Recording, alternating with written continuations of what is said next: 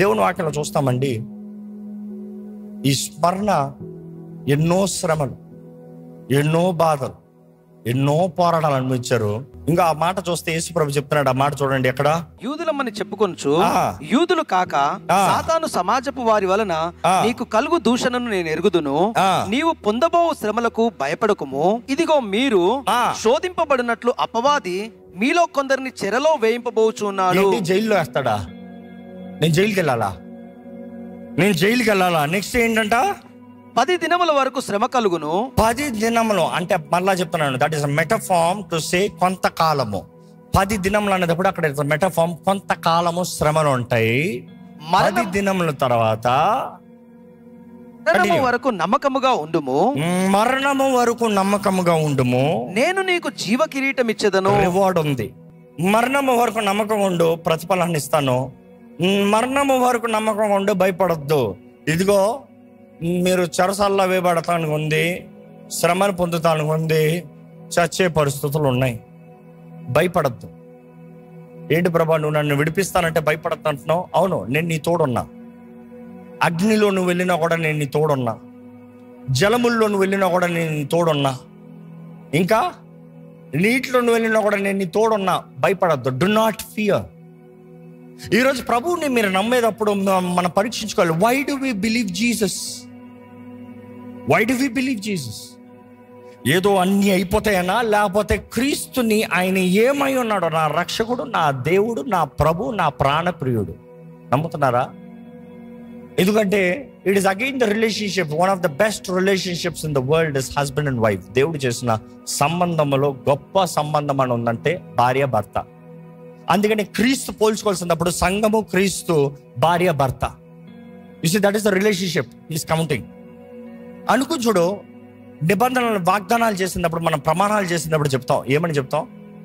కలిమిలోను లేమిలోను, సుఖంలోను సంతోషంలోను, ఆరోగ్యంలోను అనారోగ్యంలోను, ఇంకా అన్ని లిస్టు చెప్పిన తర్వాత మరణము మనల్ని వేరు చేయ వరకు నీతోనే కాపురము చేస్తాను, నీతోనే ఉంటాను, నీతోనే బ్రతుకుతాను. ఏంటి? Not only the good times, even the bad times. So God is asking you, the church, ecclesia, will you be with him in the good and also the bad?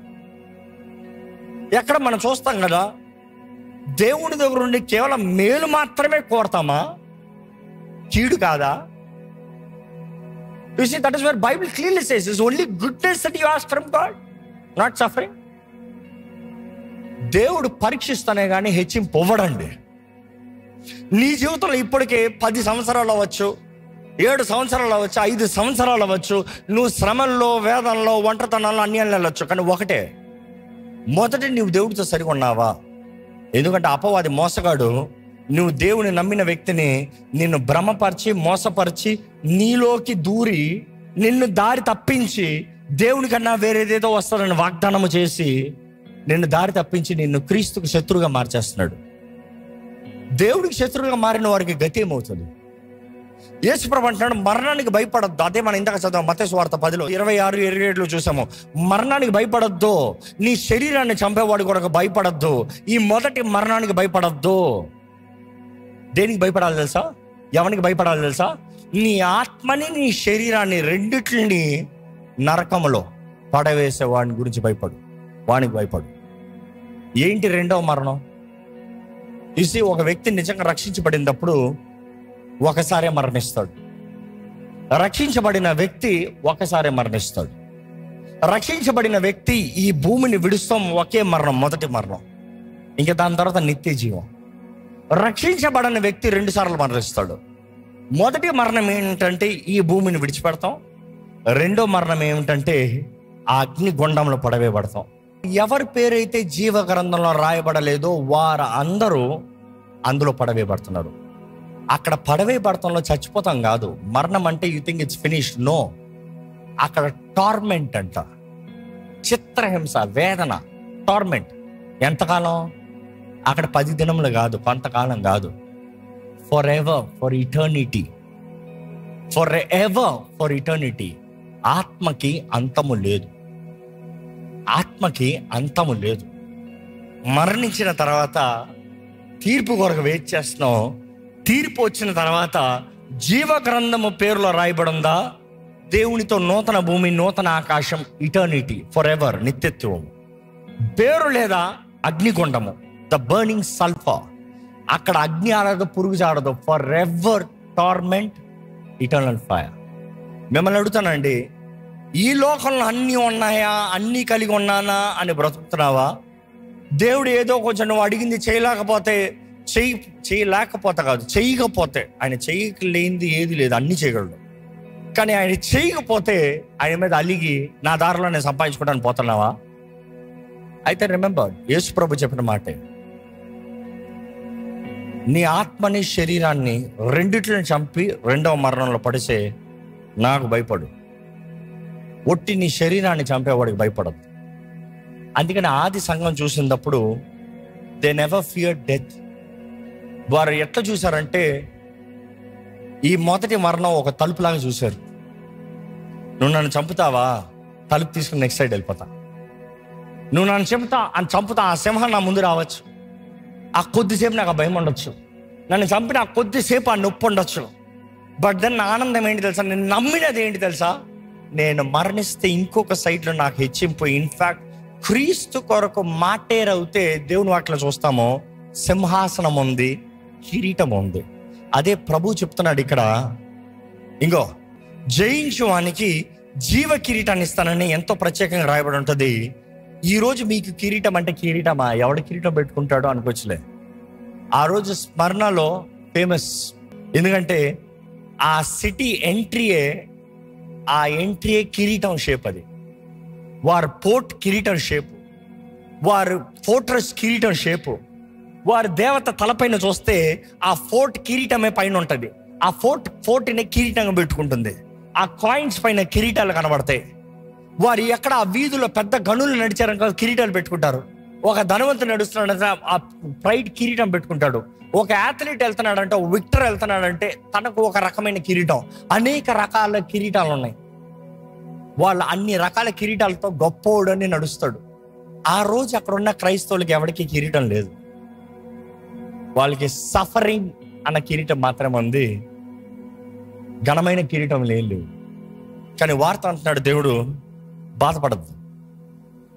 నీ ముందు అందరు కిరీటాలు పెట్టుకుని వెళ్తున్నారమ్మా, దాన్ని చూసి భయపడద్దు. దాన్ని చూసి అల్పంగా అనుకోవద్దు, నాకు ఏం లేదు అనుకోవద్దు. యు ఆర్ రిచ్, నువ్వు జయించి ముగించు, నేను నీకు ఇస్తాను కిరీటం. పరలోకంలో ఎంతోమంది కిరీటాలు ఉంటాయి. మిమ్మల్ని అడుగుతున్నా, మీకేమైనా కిరీటం ఉంటుందా? మీకేమైనా కిరీటం ఉంటుందా? అలా కిరీటాలు ఎందుకులే అండి, ఏదైనా అడుగు పెడతాను చోటు ఉంటుంది చాలే అండి. ఈ లోకాలు అంటే బ్రతుకుతున్నావు చాలదా? మరి అక్కడ కూడా అంతేనా? ఇక్కడ నువ్వు సంపాదించుకోవడానికి ఏం దారి లేదేమో, అక్కడ సంపాదించుకోవడానికి దారి ఉంది. ఇక్కడ క్రీస్తు కొరకు నిలబడి ఉంటుంది, క్రీస్తు కొరకు ప్రయాసపడి ఉంటుంది, క్రీస్తు కొరకు కష్టపడి ఉంటుంది, క్రీస్తు కొరకు శ్రమపడి ఉంటుంది. శ్రమ అందుకని ఆది సంఘము ధన్యతగా చూసింది. You see, I cannot finish without telling about one person from that time. స్మరణలో ద బిషప్ పాలికార్ప్, 60 AD ఆయన జన్మించాడు. పాలికార్ప్ ఆయన అపోస్తలుడైన యోహాన్ దగ్గర శిష్యుడిగా చేరాడు. ఆయన దగ్గర నేర్చుకున్న తర్వాత then he started minister in స్మరణ. అక్కడ నుండి సంఘంను విస్తరింపజేస్తాము, అక్కడ నుండి ఫిలిప్పీ సంఘాన్ని బలపరుస్తాము. ఫిలిప్పీ సంఘాన్ని కూడా ఆయన ఎఫెసస్ రాస్తాము ఉంటుంది, హిస్టరీ చూపిస్తుంది. ఆయన అక్కడ నుండి బిషప్గా అనేక మందిని బలపరిచి నడిపించి క్రీస్తు కొరకు ఘనమైన రీతిగా ఎన్నో కార్యాలు చేస్తాం చూస్తాము. What I'm trying to say, ఆయన వృద్ధాపం 86 years దేవునికి పరిచయం చేసిన తర్వాత దేవుడు ముందుగా చూపిస్తున్నాడు, ఈ శ్రమల్లో ఇదిగో నిన్ను తీసుకెళ్ళి చంపైపోతున్నారు. ఆయనకి దేవుడు చూపించాడంట దర్శనము. ఆయన లేచి ప్రార్థన చేసుకున్నాడంట, సిద్ధపడ్డాడంట. రోమన్ అఫీషియల్స్ అదే రీతిగా వచ్చారు ఆయన అరెస్ట్ తీసుకుని వెళ్తానికి. ఆయన అరెస్ట్ చేసుకుని వెళ్తానికి వచ్చినప్పుడు ఆయన అన్నాడంట, అయ్యా మీరు ఎంతో అలసిపోయి వచ్చారు, మీరు నా ఇంటికి వచ్చారు, నన్ను అరెస్ట్ చేస్తానికి వచ్చారు, నేను మీతోనే వస్తాను, నేను ఎక్కడికి పోను, కానీ వెళ్ళే ముందు నాకు 1 గంట సేపు కొంచెం సమయం ఇస్తారా అని అడిగాడు. మీరు అంతలోకి కొంచెం ఆహారం తినండి, మీరు రిఫ్రెష్ అవ్వండి, ఆహారాన్ని సిద్ధపరిచి వారు ఆహారం తినేలా చేసి వారు రిఫ్రెష్. నేను ఎక్కడికి పోను, మీ ముందు నా గదిలో అక్కడే ఉంటాను, మీరు బయట ఉంటే నేను లోట ప్రార్థన చేసుకుంటాను. వారు భోజనం చేస్తామంటే ఈయన లోపలికి వెళ్ళి ప్రార్థన చేస్తున్నాడంట, ఆయన కొరకు ప్రార్థన చేస్తున్నాడంట, ఆయన కుటుంబం కొరకు ప్రార్థన చేస్తున్నాడంట, ఆయన సంఘం కొరకు ప్రార్థన చేస్తున్నాడంట. నెక్స్ట్ ఆయన్ని చంపుతానికి తీసుకొచ్చిన ఆ రోమన్స్ కొరకు ప్రార్థన చేస్తున్నాడంట, రోమన్స్ అధికారుల కొరకు ప్రార్థన చేస్తున్నాడంట. దేవా ఈ రోమ్ను మార్చావా అని ప్రార్థన చేస్తున్నాడంట. అక్కడ నుండి ప్రార్థన చేస్తూ ఉంటే వారు తినేవారు ఆ ప్రార్థన వింటూ ఉన్నారు. ప్రభా వీరు చంపుతానికి వచ్చారు కానీ వీరికి తెలీదు వారు మనోనేత్రాలు తెరువయ్యా, వారు కూడా ప్రార్థన చేశాడంట. ఆయన గంట సేపు ప్రార్థన చేసుకుని బయటకు వచ్చిన తర్వాత ఆయన అన్నాడంట, నేను రెడీ వెళ్దామన్నాడంట. వారు తీసుకుని వెళ్ళి ఆ ముద్దు దగ్గర కట్టి దానికి ఇంకా లాక్ చేస్తారు. ఆయన అన్నాడు, నన్ను నేను లాక్ చేయక్కర్లేదు, నేను ఎక్కడ పోనా, నేను ఇక్కడ ఉంటాను. ఎందుకంటే చాలా మంది ఆ మంట కాల్చేటప్పుడు పరిగెత్తేస్తారంట. ఆయన అన్నాడు, don't worry, I will be right here. Centurion అంటున్నాడు, అయ్యా నువ్వు ఇంత మంచి వ్యక్తివి, ఎందుకు ఎలాంటి దిక్కుమాలను చావు? యేసుని ఎరగనని బొంకే వెళ్ళి చక్కగా బ్రతుకు. నీకు నేను రికమెండేషన్ ఇప్పిస్తాను రోమన్ అధికారుల దగ్గర, నిన్ను గర్లుడుగా సెటిల్ చేస్తాను, I will make sure you have everything well. ఆయన అన్న మాట ఏంటి తెలుసా? 86 years I have served him. 86 years ఆయనకి పరిచర్య చేశాను. He has done me no wrong. ఆయన నాకు ఎప్పుడు కీడు చేయలే. 86 years ఆయన కొరకు పాడుపడ్డాను, పరిచర్య చేశాను, ఆయన సేవించాను, ఎప్పుడు ఆయన నాకు కీడు చేయలేదు. ఆయన నాకు ఎప్పుడు కీడు చేయనిదప్పుడు how then can I blaspheme my king my saviour? నా రాజుని, నా రక్షకుని నేను ఎలాగ దూషిస్తాను? నువ్వైతే కొద్దిసేపు, కొంతకాలము కాలే ఈ మంటతో నన్ను భయపడుతున్నావు. You threaten me with a fire that burns for a season and after a little while it is quenched. కొద్దిసేపు తర్వాత అది ఆరిపోతుంది. But you are ignorant of the fire that of the everlasting punishment that is prepared for the wicked. దుష్టుడు కొరకు సిద్ధపరచబడిన నిరంతరమైన అగ్ని గురించి నువ్వు అజ్ఞానంగా ఉన్నావు, ఎరగని వ్యక్తిగా ఉన్నావు అని జవాబిచ్చాడంట. ఆ జవాబిచ్చిన వెంటనే ఆ సెంచురీకి ఎక్కడ లేని కోపం వచ్చింది. ఎవరే నీకు ఏదైనా రక్షణ ఇద్దామని, ఏదైనా సాయం చేద్దామని, ఏదైనా బ్రతుకు మంచోడు అంటే రెండు పిచ్చోళ్ళగా ఉన్నావు, కాల్చేయండి రా అన్నాడంట. కాల్చేయండి రా అన్నప్పుడు ఆ గడ్డిని అంటిస్తానికి వారు నుప్పి తెచ్చిపోయి అంటిస్తా ఉన్నారు. కానీ ఆ సమయంలో పెద్ద గాలి వచ్చి ఎన్నిసార్లు వాళ్ళని నుప్పు పెడదామని ప్రయత్నం చేసినా నుప్పు ఆరిపోతా ఉందంట. నుప్పు ఆరిపోతా ఉంటే ఆ సెంచురీకి ఎక్కడ లేని కోపం వచ్చి ఈటతో పొడిచి చంపేమన్నాడంట.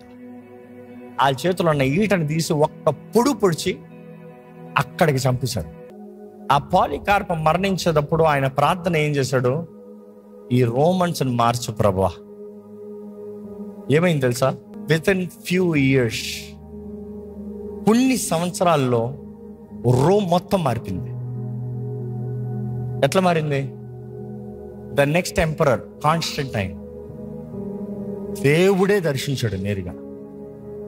కాన్స్టంటైన్ తల్లికి దేవుడు దర్శనం ఇచ్చాడు. How do you think Roman Catholic అంటాం ఈరోజు? యాక్చువల్గా రోమన్ క్రిస్టియానిటీ ఎట్లా స్టార్ట్ అయింది అనుకుంటున్నారు? దీని తర్వాతనే, ఆఫ్టర్ ద గ్రేట్ ట్రిబులేషన్, ఆ శ్రమణ తర్వాత, అప్పుడు సఫరింగ్ తర్వాత అక్కడ స్టార్ట్ అయింది రివైవల్. అక్కడ నుండి మరలా బ్రేక్ త్రూ వచ్చింది. దేవుడు అన్నాడు ముందే 10 రోజులు వెయిట్ చేయి, విచ్ మీన్స్ కొంతకాలం వెయిట్ చేయి. మీరు పడే ప్రయాసకి, మీ రక్తానికి, మీ ప్రార్థనకి జవాబు ఉంటుంది. Don't worry, there is an answer, don't worry. There is an answer, don't worry. I give my word, there is an answer, don't worry. కొంతకాలం వేచి ఉంది. If you can have that enduring power, you would see the result. ఎప్పుడైతే Constantine అధికారంలోకి వచ్చాడో క్రైస్తవత్వం must అయిపోయింది.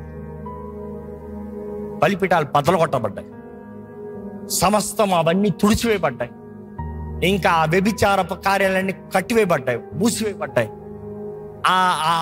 ఏదైతే వాక్యానికి విరోధంగానే అన్ని ఫ్రీజ్, అన్ని కట్, అన్ని స్టాప్. చూసి అంతవరకు క్రైస్తవుల్ని హింసించిన వారే క్రైస్తవులుగా క్రీస్తుని ఆరాధించేవారుగా మారారు. అఫ్ కోర్స్ దాని తర్వాత కొన్ని సంవత్సరముల తర్వాత again things started to go of. అక్కడ క్యాథలిజం పవర్లో తీసుకుంటాము. ఎట్లా అవుతాం?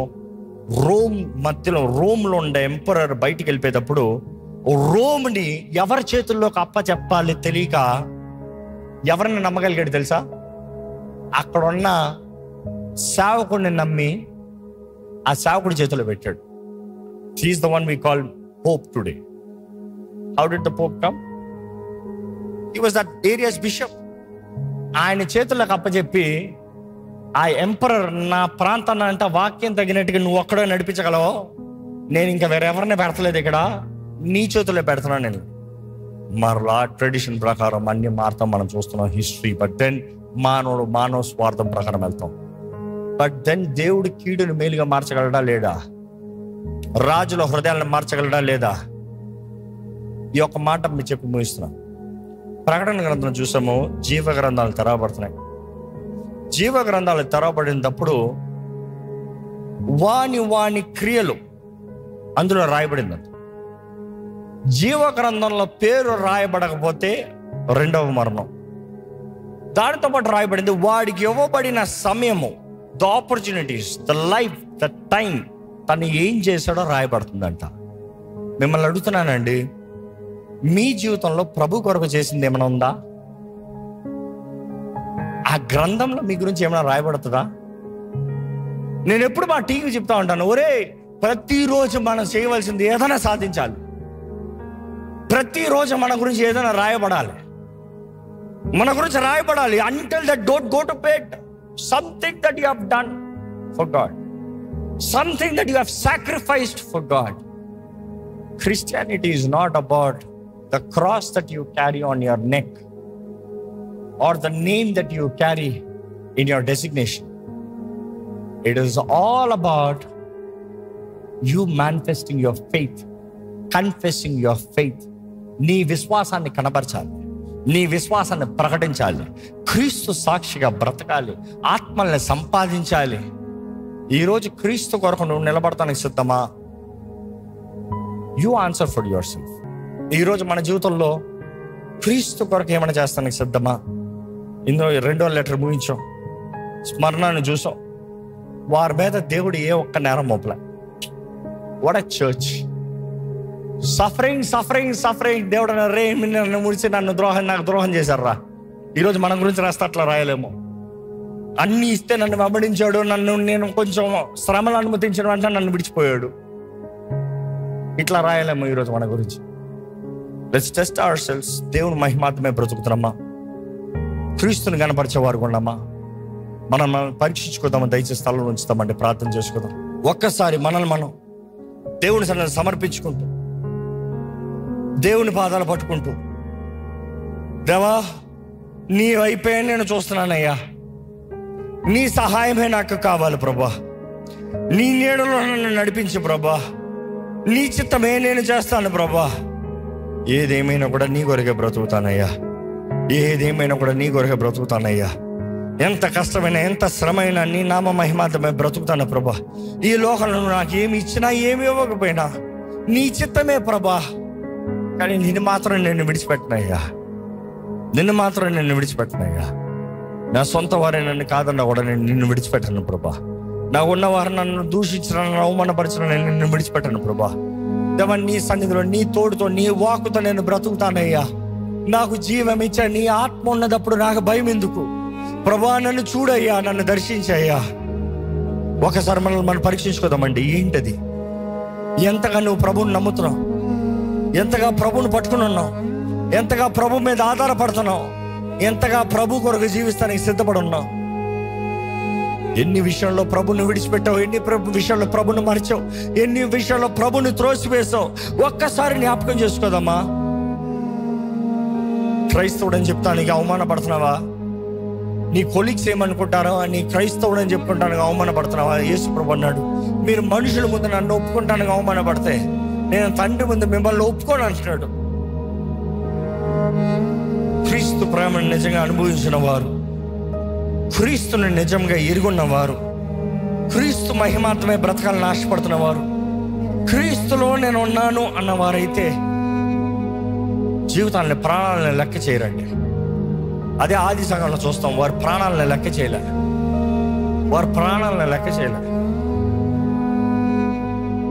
ప్రభువా, నీ కొరకు బ్రతుకుతాను, నాకు శక్తి దయచేయ్యా. నీ కొరకు జీవిస్తాను, నాకు శక్తి దయచేయ్యా.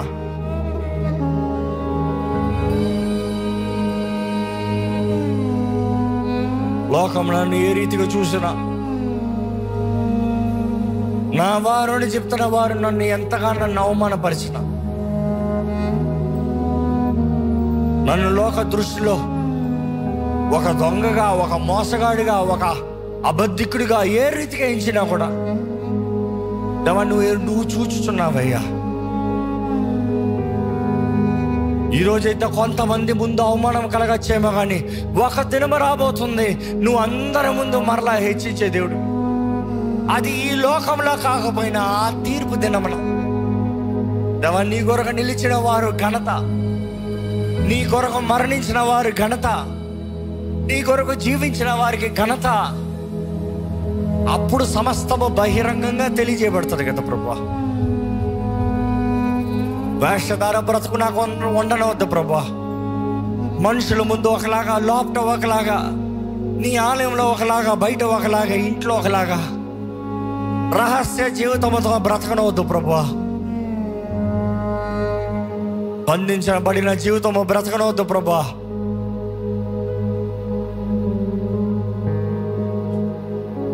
ఈరోజు మీ జీవితంలో ఇంకా విడుదల లేదా? ప్రభువుని అడగండి. మొదటిగా ఆయన చేతుల్లో సమర్పించుకోండి. పరిశుద్ధ ప్రేమ తండ్రి, నీకు వందనాలు. మరొకసారి నేను స్తుతిస్తున్నామయ్యా. అయ్యా, నీ వాక్యము చదువుతంతో విశ్వాసము మేము నేర్చుకుంటున్నాం.